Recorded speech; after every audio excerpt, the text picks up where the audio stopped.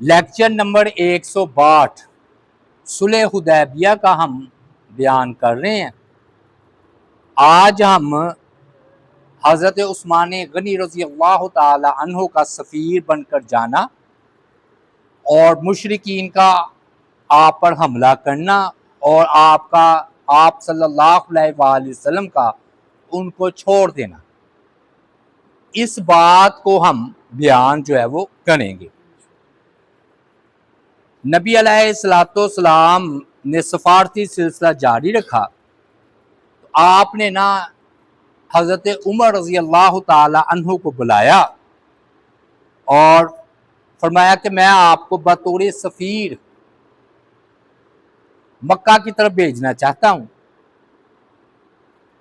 تو حضرت عمر رضی اللہ تعالیٰ عنہ کو یہ احساس تھا کہ خراش رضی اللہ تعالیٰ عنہ پہلے گئے تو ان کے گھوڑے کو بھی انہوں نے زخمی کیا، بلکہ ان کو شہید کرنے کی بھی کوشش کی۔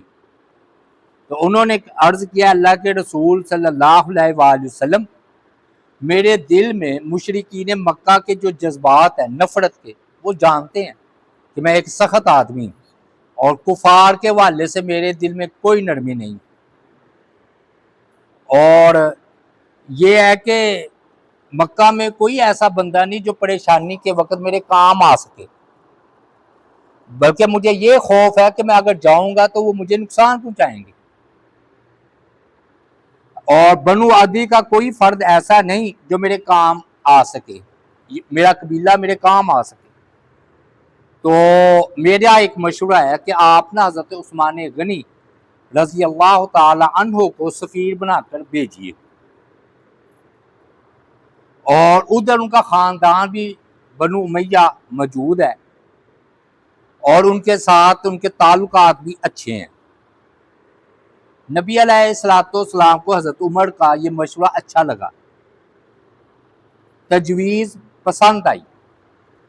آپ صلی اللہ علیہ وآلہ وسلم نے عثمان رضی اللہ تعالی عنہ کو بلایا اور انہیں اپنا سفیر خاص بنایا اور مکہ روانہ کرتے ہوئے فرمایا کہ قریش کے پاس جاؤ، انہیں بتاؤ کہ ہم کسی لڑنے کی نیت سے نہیں آئے، ہم محض بیت اللہ کی حرمت کی پاسداری کرتے ہوئے اس کی زیارت کے لیے آئے، ہمارے ساتھ قربانیاں ہیں، ہم انہیں ذبح کریں گے اور واپس جو ہے وہ چلے جائیں۔ عثمان رضی اللہ تعالی عنہ جو ہے نا وہ روانہ ہوئے اور بلدہ پہنچے تو وہاں کچھ نا قریشی ملے۔ یہ نا دو جگہ مشرکین مکہ نے قیام کیا ہوا تھا، ایک بلدہ میں اور ایک اپنے علاقے مکہ میں۔ جب قریش ان سے ملے تو انہوں نے کہا کہاں کا ارادہ ہے؟ تو عثمان رضی اللہ تعالی عنہ نے جواب دیا کہ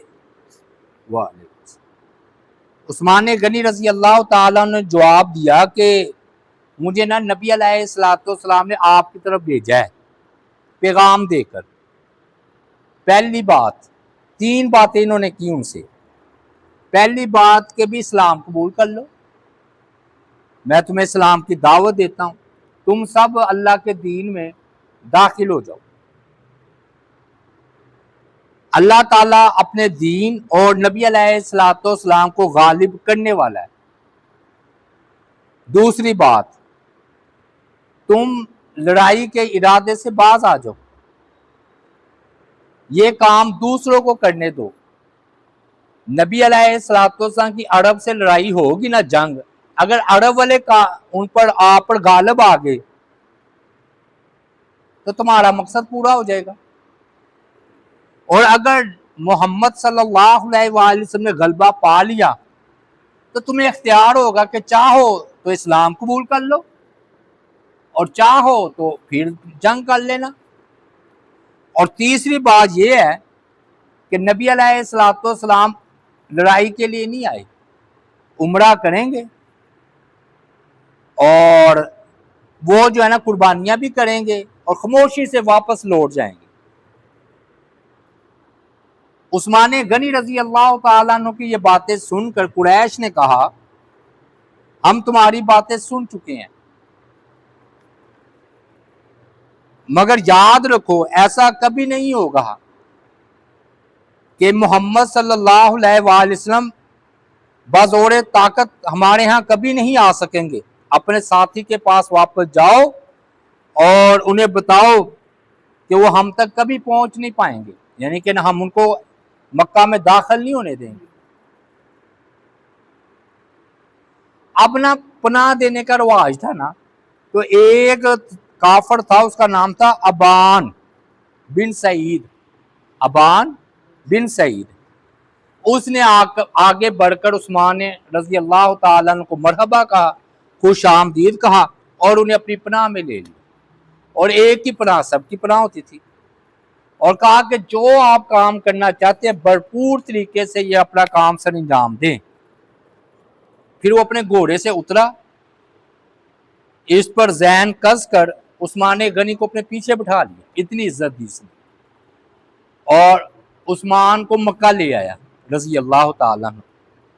وہ وہاں پر باری باری سرداروں سے ملے ہیں، ابو سفیان سے، صفوان سے، اکرمہ سے، اور کچھ لوگ بلدہ میں تھے، ادھر ان سے ملاقات کی۔ بنو امیہ نے نا عثمان غنی کو بڑی فراخ دلی سے پناہ دی، اور انہیں نبی علیہ الصلوۃ والسلام کا پیغام پہنچانے کی کھلی چھٹی دی کہ جہاں آپ پیغام پہنچانا چاہتے ہیں آپ پیغام پہنچائے۔ حضرت عثمان رضی اللہ تعالیٰ عنہ ادھر جو مسلمان مرد اور عورتیں ٹھہرے ہوئے تھے اور کمزور تھے، ہجرت نہیں کر سکتے تھے، بلکہ وہ مکہ کے ظلم و ستم کا شکار تھے، ان سے بھی عثمان غنی رضی اللہ تعالیٰ عنہ نے ملاقات کی اور انہیں یقین دلایا کہ وہ وقت قریب ہے کہ نبی علیہ الصلوۃ والسلام نے فرمایا میں تمہیں پناہ دوں گا، اور مکہ میں تم علل اعلان اپنے ایمان کا اعلان کرو گے اور تمہیں کوئی روکنے والا نہیں ہوگا۔ حضرت عثمان غنی فرماتے ہیں جب میں نے یہ خوشخبری دی نا تو وہ گہرے گہرے سانس لینے لگ گئے خوشی سے، ہاں جی، تو مجھے خیال ہوا کہ خوشی سے کہیں ماری نہ جائے، یعنی ایک بندہ قید میں اور اسے پتہ چلے کہ میں اس ظلم سے نجات پا جاؤں گا۔ انہوں نے نا نبی علیہ الصلوۃ والسلام کے بارے میں پوچھنا شروع کر دیا۔ ان کا تقاضا یہ تھا، بلکہ حسرت تھی، کہ ہم نبی علیہ الصلوۃ والسلام کا نا بآواز بلند آپ کا ذکر جمیل کریں۔ اور پھر یہ ہوا کہ نبی علیہ الصلوۃ والسلام کا جو ہے نا آپ حدیبیہ میں تھے نا، تو ان کمزور مسلمانوں نے کہا کہ ہمارا سلام جو ہے نا وہ نبی علیہ الصلوۃ والسلام تک پہنچا دینا۔ پھر جب نبی علیہ الصلوۃ والسلام کا پیغام عثمان غنی پہنچا چکے کہ بھی ہم عمرہ کرنے آئے ہیں، خاموشی سے واپس چلے جائیں گے، قربانیاں کریں گے، ہمارا کوئی پروگرام نہیں ہے لڑائی کا۔ اب نہ عثمان غنی کو نہ کافروں نے بڑی زبردست پیشکش کی۔ انہوں نے کہا کہ اگر آپ بیت اللہ کا طواف کرنا چاہتے ہیں تو آپ کو پوری اجازت اور آزادی ہے۔ عثمان غنی رضی اللہ تعالیٰ نے تاریخی الفاظ ادھر فرمایا میں اس وقت تک طواف نہیں کروں گا جب تک کہ رسول اللہ صلی اللہ علیہ وآلہ وسلم طواف نہ کر لے۔ یہ ان کی محبت تھی جی۔ 3 دن تک عثمان غنی مکہ میں ٹھہرے رہے ہیں، 3 دن۔ تو جب مکہ پہنچے تو ابان بن سعید کی پناہ میں تھے اور پورے قبیلے کی پناہ میں تھے، اور یہ پناہ دینے کا رواج تھا جی۔ ادھر نہ صحابہ کرام نے نا نبی علیہ الصلوۃ والسلام سے کہا جی عثمان غنی گئے ہیں بیت اللہ، وہ تو اپنی حسرت پوری کر لیں گے، عمرہ کریں گے، یعنی کہ ہم تو ادھر ٹھہرے ہوئے ہیں، عمرہ نہیں کر سکتے، لیکن عثمان غنی کو تو اجازت ہوگی تو وہ عمرہ کر چکے ہوں گے. تو نبی علیہ الصلوۃ والسلام نے فرمایا میرا خیال ہے کہ وہ میرے بغیر عثمان عمرہ نہیں کرے گا. یہ کون کہہ رہے ہیں؟ نبی علیہ السلام، کہ میرے بغیر جو ہے نا یہ عمرہ نہیں کرے گا. تو نبی علیہ الصلوۃ والسلام نے جب یہ بات کہی تو جب عثمان واپس تشریف لائے تو صحابہ کرام نے پوچھا اے ابو عبداللہ، یہ کنیت تھی ان کی، کیا آپ نے بیت اللہ کا طواف کر کے اپنی آنکھیں ٹھنڈی کر لی ہیں؟ تو عثمان رضی اللہ تعالی عنہ نے فرمایا تم نے میرے بارے میں بڑا غلط گمان کیا. اس ذات کی قسم جس کے ہاتھ میں میری جان ہے، یعنی کہ اللہ، اگر میں احرام کی حالت میں سال بھر بھی مکہ میں ٹھہرا رہتا تو میں اس وقت تک عمرہ نہ کرتا جب تک نبی علیہ الصلوۃ والسلام عمرہ نہ کرتے. تو وہ کہتے ہیں مجھے انہوں نے پیشکش کی تھی عمرے کی تو میں نے ان کے پیشکش کو ٹھکرا دیا. یہ نا پناہ کی بات بھی سن لے، یہ نا پناہ دینے کا رواج تھا. یعنی کہ کوئی کافر ہے نا، اگر وہ مسلمان کو پناہ دے لیتا ایک تو پورا قبیلہ کی طرف سے پناہ سمجھی جاتی تھی، اور مسلمانوں پہ بھی ایسے ہی تھا. اب دوسرا یہ تو عثمان غنی رضی اللہ تعالیٰ عنہ کی بات ہو گئی مکمل، کہ سفیر بن کر گئے تو واپس آ گئے، انہوں نے ایک بات کو قبول نہیں کیا اور انہوں نے عمرہ بھی نہیں کیا. اب نہ ابو سفیان نے نا مسلمانوں پر جلغال کر دی، حملہ کر دیا. قریش میں سے سہیل اور عبد العزا، حویتب اور حفص کو جو ہے نا قریش نے صلح کے لیے آپ کی طرف بھیجا، اور آپ نا فال لیا کرتے تھے. فال کا مطلب یہ ہے کہ مثلا کسی کا نام ہے نا تو آپ نام سے فال لیا کرتے تھے. تو سہیل کا مطلب ہے آسانی، سہل، آسان. تو آپ نے فرمایا کہ کون آ رہا ہے؟ ان کا سہیل آ رہے ہیں جو مذاکرات کرنے کے لیے. تو فرمایا اللہ تعالیٰ نے تمہارا کام آسان کر دیا ہے، یہ لوگ تمہاری خاندانی قرابت کا سہارا لے کر تمہارے پاس آ رہے ہیں اور اب یہ تم سے صلح کی درخواست کریں گے. تم قربانی کے جانور کھڑے کر دو اور لبیک لبیک پکارو تاکہ انہیں یقین ہو جائے کہ ہم عمرہ کرنے آئے. نبی علیہ الصلوۃ والسلام کے کہنے پر مسلمانوں نے اپنے جانوروں کو کھڑا کر دیا اور لبیک پکارنے لگے. تو اب صلح کی بات شروع ہوئی. ہوا یہ کہ کچھ کافروں کے قیدی مسلمانوں کے پاس تھے، یعنی کہ مسلمانوں کے پاس کافر قید کی حیثیت سے تھے، اور کچھ کافروں کے پاس مسلمانوں کے قیدی تھے. تو آپ نے فرمایا کہ تم جو ہے نا تبادلہ کر لو اپنے قیدیوں کا اور ہمارے قیدیوں کا. یہ بات چیت ہو رہی تھی تو سلمہ بن عقوق کہتے ہیں کہ اسی دوران نا 6 بندے جنہوں نے اسلحہ پہن رکھا تھا تو وہ آئے حملہ کرنے. تو سلمہ بن عقوق تھے، وہ فرماتے ہیں کہ میں نے نا 6 بندوں کو کافروں کو بے بس کر کے بلکہ گرفتار کر کے نبی علیہ الصلوۃ والسلام کی بارگاہ میں پیش کر دیا کہ یہ پیچھے سے حملہ کر رہے تھے، مسلمانوں کو نقصان پہنچانا چاہتے تھے. آپ صلی اللہ علیہ وآلہ وسلم نے نہ ان کا جنگی لباس اتروایا، نہ ان کا اسلحہ رکھوایا، نہ انہیں قتل کیا بلکہ معاف کر دیا، یہ سمجھانے کے لیے کہ ہم لڑنے نہیں آئے، ہم عمرہ کرنے آئے. اور صحیح مسلم میں ہے کہ جبل تنعیم، صحیح مسلم میں ادھر سے 80 مشرکین نے حملہ کیا، 80. اور دوسری روایت میں 70 کے بھی الفاظ ہیں، یعنی کہ مسلم میں کہ 70 کہہ لیں یا 80 کہہ لیں، حملہ تو حملہ ہوتا ہے.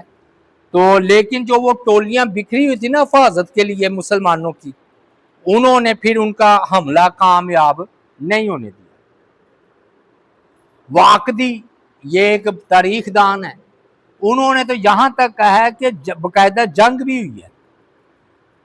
قریش نے رات کے وقت نا مقرض ایک کافر تھا, اس کی قیادت میں 50 افراد بھیجے اور انہیں حکم دیا کہ نبی علیہ السلام کے لشکر کے ارد گرد چکر لگائیں اور موقع ملے تو اچانک مسلمانوں پر حملہ بھی کر دیں. محمد بن مسلمہ فرماتے ہیں کہ میں نا گشت کر رہا تھا, رات کو نہیں ہوتا جیسے چوکی دار گھومتے ہیں, اسی طرح میں ٹولیوں کی شکل میں ہم گھوم پھر رہے تھے. تو ہم نے ان 70 یا 50 بندوں کو دیکھ لیا اور انہیں گرفتار کر لیا. انہوں نے نبی علیہ السلام کی خدمت میں پیش کر دیا. تو جب قریش کو یہ اطلاع ملی کہ ہمارے 50 ساتھی گرفتار ہو گئے ہیں تو انہوں نے تیر برسانے شروع کر دیے, پتھر سے پتھراؤ شروع کر دیا. لیکن اس کے باوجود مسلمانوں نے کئی مشرکین کو گرفتار کر لیا. تو کہہ رہے ہیں کہ ابن قیم رحمت اللہ علیہ فرماتے ہیں کہ سہیل بن عمر کے ساتھ صلح کا معاہدہ طے ہوتے ہوتے مسلمان اور مشرکین آپس میں گل مل گئے اور گتھم گتھا ہو گئے. بعض نے بعض کو پتھر مارے, اس وجہ سے جھگڑا شروع ہو گیا. دونوں طرف سے تیر اور پتھر برسنے لگے.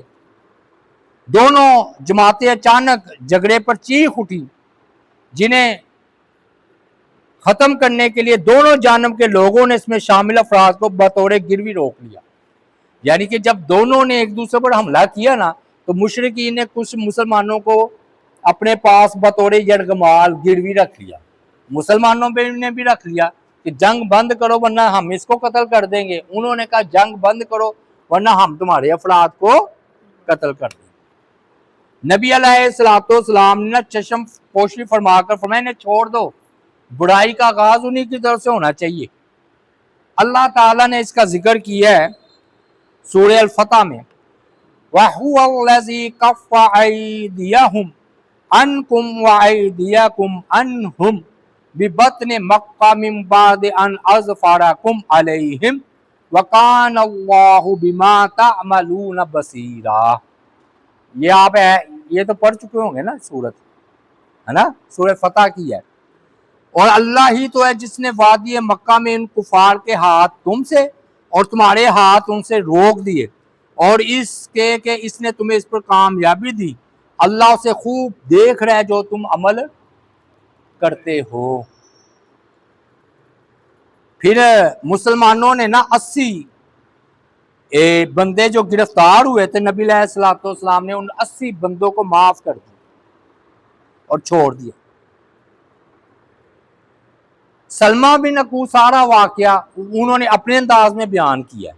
یہ واقعہ وہ کہتے ہیں جب مشرکین نے ہماری طرف صلح کے پیغام بھیجے تو لوگ ایک دوسرے کی طرف آنے جانے لگے اور ہم نے صلح کر لی. میں طلحہ بن عبید اللہ کی خدمت میں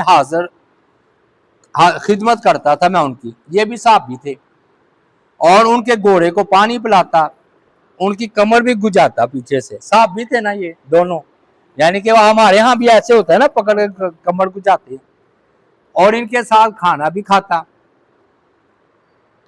میں اپنا گھر, مال, دولت سب کچھ اللہ اور اس کے رسول کی طرف ہجرت کر کے چھوڑ چکا تھا. جب ہمارے اور اہل مکہ کے درمیان صلح ہو گئی, یعنی کہ اس صلح کے بعد کی بات کر رہے ہیں, اور ہم ایک دوسرے سے ملنے لگے, تو میں ایک درخت کے پاس گیا اور اس کے نیچے جگہ صاف کی اور جڑ کے پاس لیٹ گیا اور سونے کی کوشش کرنے لگا. اسی دوران 4 مشرک جو ہے نا مشرک میرے پاس آئے اور رسول اللہ صلی اللہ علیہ وآلہ وسلم کے بارے میں نازیبا الفاظ کہنے لگے. مجھے ان پر بڑا شدید غصہ ہے, میں سن رہا تھا, یعنی غصہ ہی کر رہے تھے. میں وہاں سے اٹھ گیا اور دوسرے درخت کے نیچے چلا گیا. انہوں نے اپنے ہتھیار زمین پر رکھے اور لیٹ گئے.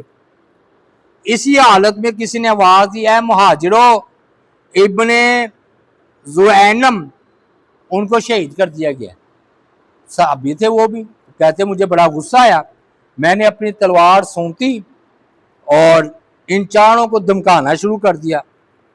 وہ بھی سو رہے تھے، میں نے ان کے ہتھیار اٹھا لیے، پھر ان کو چاروں کو باندھ دیا، گٹھا بنا لیا چاروں کا، اور ایک ہاتھ میں تھام لیا۔ میں نے کہا اس ذات کی قسم جس نے محمد صلی اللہ علیہ وسلم کے چہرے کو عزت دی ہے، جس نے تم میں سے سر اٹھایا میں اس کی کھوپڑی اٹھا کر رکھ دوں گا۔ سر جھکاؤ یعنی کہ چاروں کو باندھ دیا اور رسی اپنے ہاتھ میں پکڑ رکھی، جانوروں کو نہیں کیسے باندھ کر لے کر جاتے اس طرح۔ کہتے وہ ڈر گئے اور دبک گئے۔ پھر میں نے انہیں پیچھے سے ہانکتا ہوا نبی صلی اللہ علیہ وآلہ وسلم کے پاس لے آیا۔ دوسری طرف میرے چاچا عامر جو ہے نا مکرز نامی شخص کو ہانکتے ہوئے نبی علیہ السلام کے پاس لائے۔ اس کے ساتھ 70 مشرک اور بھی تھے، گویا 74 مشرک کو گرفتار کیا۔ نبی علیہ السلام نے فرمایا انہیں چھوڑو، انہی کی طرف سے ہے، وعدہ خلافی ہونی چاہیے ہماری طرف سے نہیں۔ پھر دوبارہ بھی یہی عہد شکنی کا باعث بنے تو نبی علیہ السلام نے انہیں معاف کر دیا۔ یہ جو صحابی ہیں نا زنیم جو شہید ہوئے ہیں، وہ ہوا یہ کہ یہ نا ٹیلے پر چڑھ رہے تھے تو کفار کے سامنے اچانک نمودار ہو گئے، جیسے بندہ چڑھتے چڑھتے اچانک ان کے سامنے چلا جاتا ہے۔ تو جیسے ہی ان کے سامنے آیا تو نبی علیہ اور انہوں نے نا کفار نے تیر کا نشانہ بنا کر آپ کو شہید کر دیا۔ تو رسول اللہ صلی اللہ علیہ وآلہ وسلم نے گھڑ سواروں کا ایک دستہ بھیجا، وہ مشرکین کے 12 شاہ سواروں کو گرفتار کر کے آپ کے پاس لے آئے۔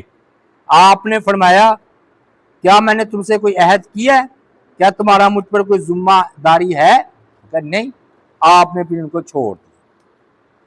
تو وہی اللہ تعالیٰ نے آیت نازل فرمائی کہ وَهُوَ الَّذِي كَفَّ أَيْدِيَهُمْ عَنْكُمْ وَأَيْدِيَكُمْ عَنْهُمْ بِبَطْنِ مَكَّةَ مِنْ بَعْدِ أَنْ أَظْفَرَكُمْ عَلَيْهِمْ۔ ترجمہ کیا ہے؟